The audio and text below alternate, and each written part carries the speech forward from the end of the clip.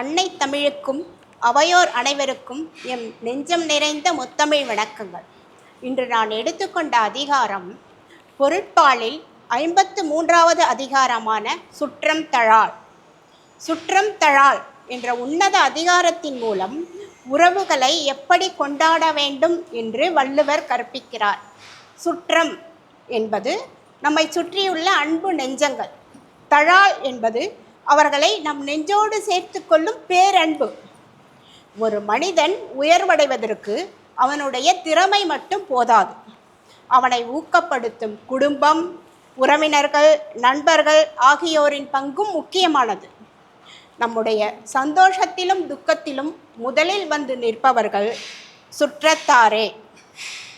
தனியாக நின்றால் அது வெறும் மரம், தோப்பாக நின்றால் அது பெரும் வனம்.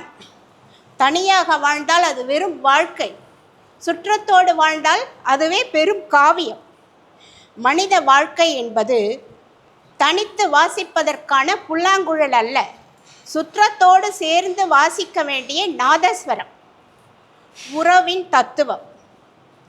நாம் வாழும் இந்த அவசர உலகில் பணத்தை தேடி ஓடும்போது பாசத்தை மறந்து விடுகிறோம். நம்மிடம் செல்வம் இருக்கும் போது நம்மை தேடி வரும் கூட்டத்திற்கு பெயர் அல்ல சுற்றம். ஒரு இக்கட்டான சூழல் நம்மை சூழும் போது ஆதாரமாக நம் கைகளை பிடித்து பற்றி கொள்ளும் உறவே உண்மையான சுற்றம். இதைத்தான் வள்ளுவர் கவிநயத்தோடு கூறுகிறார். பற்றற்ற கண்ணும் பழமை பாராட்டுதல் சுற்றத்தார் கண்ணும் உள. விளக்கு எரியும் போது தேடி வரும் பூச்சிகளை போன்றவர்கள் அல்ல உண்மையான உறவினர். விளக்கு அணைந்த பின்பும் இருளை விரட்டும் மெழுகுவர்த்தியாக நம்மோடு இருப்பவர்களே உண்மையான சுற்றத்தார். அப்படிப்பட்ட சுற்றத்தை நாம் எப்படி பேண வேண்டும்? மனிதன் பறவைகளிடம் பாடம் படிக்க வேண்டும் என்கிறார் வள்ளுவர். காக்கை கரவா கரைந்துண்ணும் ஆக்கமும் அன்ன நீரார்க்கே உள. ஒரு காகம் சிறிய துண்டு உணவு கிடைத்தாலும் தான் மட்டும் உண்பதில்லை.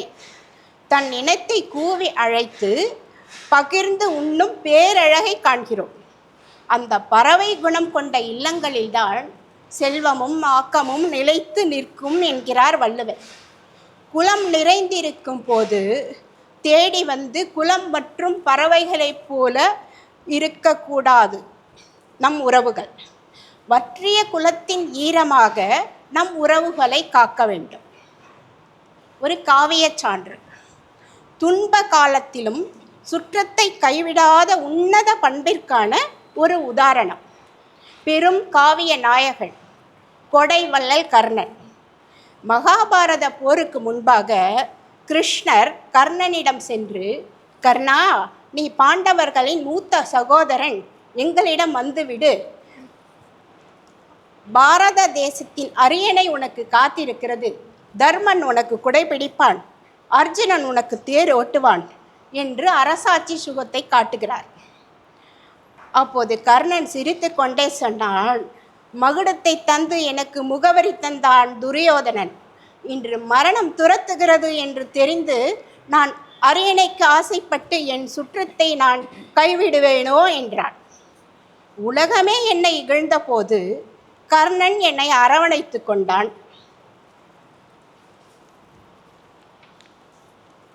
அவனுக்கு அழிவு காலம் என்று தெரிந்து நான் அவனுடைய பழமை பாராட்டி அவனுக்காக என் உயிரையும் கொடுப்பேன் என்றான்.